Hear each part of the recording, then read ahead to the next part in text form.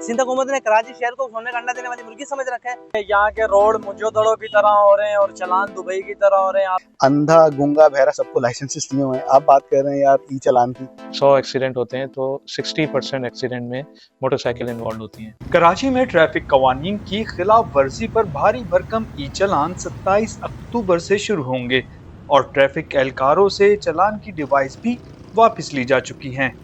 तो क्या ई चालान में ट्रैफिक एहलकारों का कमीशन भी होगा?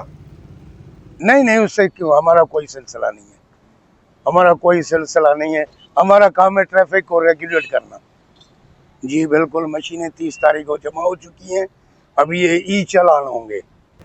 बगैर लाइसेंस ड्राइविंग पर 50, लापरवाही पर 25,000 रुपये जुर्माना होगा, जबकि वन व्हीलिंग, बगैर हेलमेट, गलत लेन, धुंधले शीशे और छत पर सवारियां बिठाने पर भी सजा होंगी।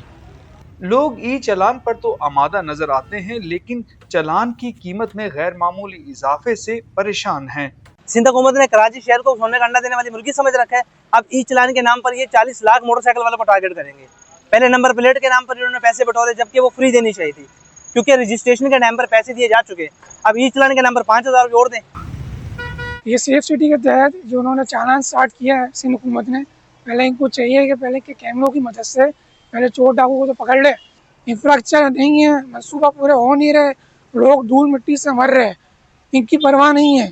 और एक मिडिल क्लास शख्स जिसकी 35,000 तनख्वाह है, उसको 5,000 चालान देगा। चालान की कीमत तय करने का कोई और तो तरीका होगा ना, या मजबूर उठा के कह दिया कि भाई 5,000 देना होगा तो मतलब देना होगा। यहाँ के रोड मुजोदड़ों की तरह हो रहे हैं और चालान दुबई की तरह हो रहे हैं। आप देखें कि रोड की क्या सूरत हाल है। असल में हम लोग रोंग नहीं आते हैं, रोड खराब होने की वजह से हमारी मजबूरी है कि रोंग आते हैं। एक आम शख्स 1,500 कमाने वाला, तो जब उसका चालान हो जाए 5,000 रुपये का, तो वो कहाँ जाएगा? ठीक है, अगर चालान करते हैं तो इंसानों वाले करें। डीआईजी साहब ने बहुत अच्छा काम किया है कि ये कैमरे लगा दिए, क्योंकि हमारा फिजिकल रिलेशन होता था, अफसरान का होता था, मुलजमान का होता था, बहुत जो है ना लड़ाई झगड़ों के पे बात आ जाती थी। उससे ये बेहतर हो गया कि हम लोग सिर्फ ट्रैफिक को रेगुलेट करते हैं। सूबाई वजीर शर्जील मेमन के मुताबिक हुकूमत का मकसद जुर्माने नहीं बल्कि जिंदगियों का तहफ़्फ़ुज़ है, लेकिन लोग समझते हैं कि हुकूमत सिंध के इक़दामात ज़मीनी हक़ाइक़ पर मबनी नहीं हैं। तो सिंध हुकूमत को फैंसी आइडियाज पे काम करने की आदत है भाई, उनको नहीं पता कि ग्राउंड रियलिटी क्या है।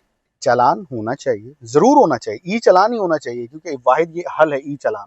पर तरीक़ेकार अपनी मैनेजमेंट देखें। आप लाहौर जाएं, आप स्टॉप लेन पे खड़े हुए, स्टॉप लाइन पे खड़े हुए, मजाल है जो आपको पता आगे जाके उसने रोक लेना है और ऑटोमेटिक ई चालान आना है। इधर तो रोड के ऊपर इवन लेन्स नहीं बनी हुई, किस लेन में किसको चलना यही नहीं पता। अंधा गूंगा बहरा सबको लाइसेंसेस दिए हुए हैं, आप बात कर रहे हैं यार ई चालान की। रोड सेफ्टी माहिरीन के मुताबिक ई चालान का इकदाम बेहतर है, लेकिन इसके अमल दरामद पर मबनी हिकमत अमली तब्दील होनी चाहिए।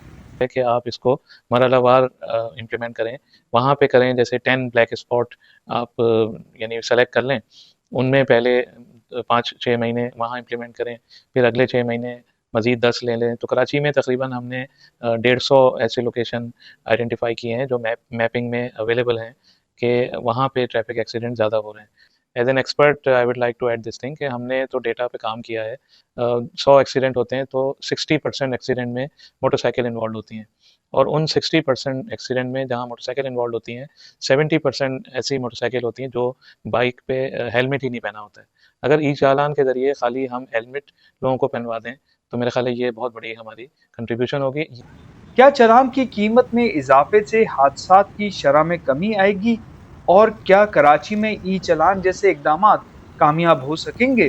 कमेंट में ज़रूर बताइए।